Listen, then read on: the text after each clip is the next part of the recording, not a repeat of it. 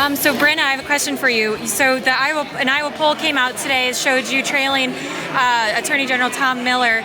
Do you think you could come back from that? What are your thoughts on the poll? That was an old poll that doesn't reflect the changes that Iowa's seen in these last couple of weeks. It feels good out there, and we have the support of 74 current sheriffs here in Iowa. So things are good on the campaign trail. We are working hard. And I'll tell you, for all of those Iowans that love Governor Kim Reynolds, the best gift you could ever give her is Brenna Bird. She needs someone that's going to have her back when she's fighting against D.C., and Brenna's the person to do that.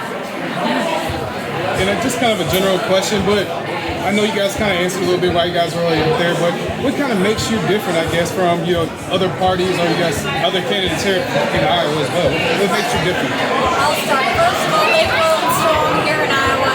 We see it with Brenna Bird, we see it with Miller-Meeks, we see it with Ashley Hinson, we see it with Randy Feaster, and hopefully Zach Nunn. But most importantly, we see it with Governor Kim Reynolds. And at the end of the day, they're fighting for the people of Iowa.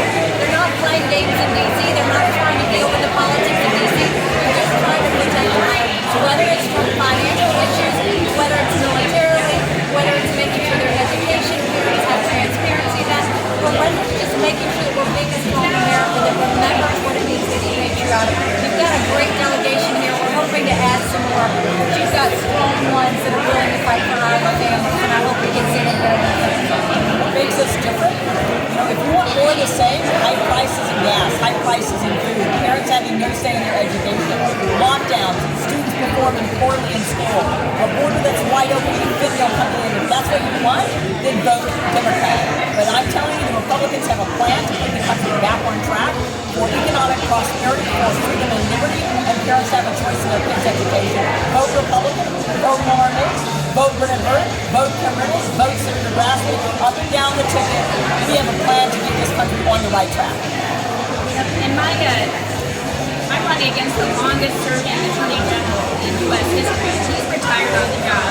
I'm a prosecutor, backs the blue, who will fight crime and work with law enforcement.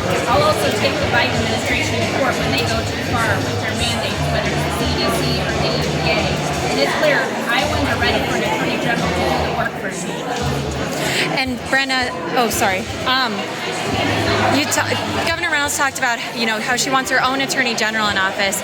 Do you think that position should be an appointed position instead of an elected position? I think it's good that the Attorney General is elected. I think what Governor Reynolds wants is an Attorney General that works for Iowa instead of against Iowa.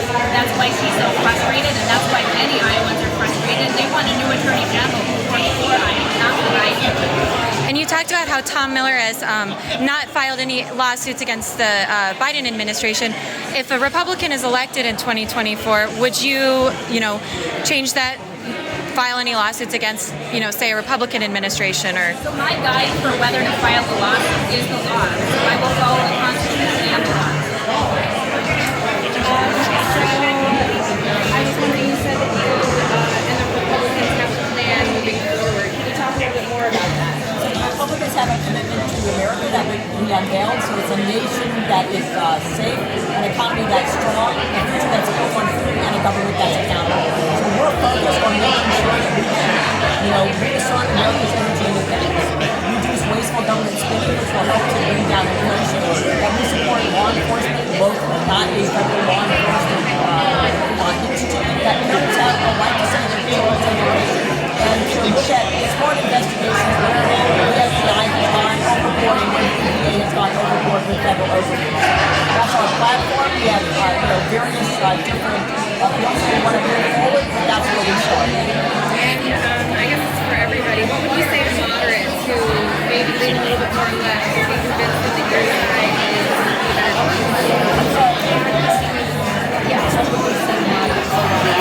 What I'll tell you guys is, are you better off than you were 3 years ago? The answer is no. All you have to do is go to the gas station. It costs more money to get to work. It's going to grocery store. It costs more money to feed your family. Your utility bills are going up, and they're going to go up 30% more. You look at your children's education, and you say it's not enough, and you've got to get more. Crime should not be an issue. We should be able to have our kids run their life company. If you want to get more involved in finances, safety, community, and make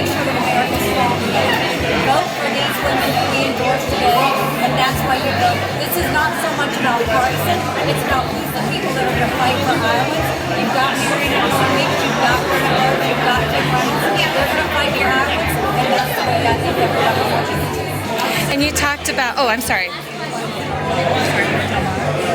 see what I tell others is that I had a bipartisan record. I passed 15 bills that Biden signed at the White House while I was president. So we're moving in the right direction. The country is moving in the wrong direction. So to stay on the same track just brings more hopelessness, more despair, higher prices, and people doing worse. I was approached by a family who they had 2 full-time jobs. Both parents work. They're raising 2 kids. They're now working 2 part-time jobs while they're working to support their family. 18 months ago, 20 months ago, that wasn't happening. So I think the country's on the wrong track. We have to try to put the country on the right track. Well, I would say that we have an attorney general who's retired on the job, who's not doing the work anymore. There's a lot of support all around the state for a county attorney and prosecutor like me who backs the blue and supports our law enforcement. I think that's something that almost all Iowans support, and I support very strongly our law enforcement. You talked about education in your speech. What specific policies proposals do you think that Congress and in Washington that needs to be enacted to bring those those levels, those scores up? I think the main thing is there needs to be transparency. Parents deserve to know what's being taught in schools. And right now they don't feel like they have control of that. They want to know that their kids are reading and doing math and able to do all the basics. When you look at the educational test scores, 66% of 4th graders in our country are not proficient in reading. 69% of 8th graders are not proficient in reading or math. That's not okay. Parents want to know they can get more. They don't want to deal with critical race theory that tells a girl if she's in kindergarten that she's white, she's bad, and if she's brown or black, she'll never be good enough and she'll always be a victim. They don't want boys fighting girls sports. They want to know that they're giving the best for their children, and they deserve to have that with education. And if that means school choice, like what Tim Reynolds did in Iowa, we should be doing it. Parents don't want to be called domestic terrorists because they want to be involved in their children's education. And what's really concerning is that with these test scores that just came out, we don't want that to now become the new ceiling, that we're going to excuse away the failure of our school system. We need to be able to, inspire and educate the best and brightest and make sure that they're allowed the fulfillment of their potential. Okay, thanks, guys.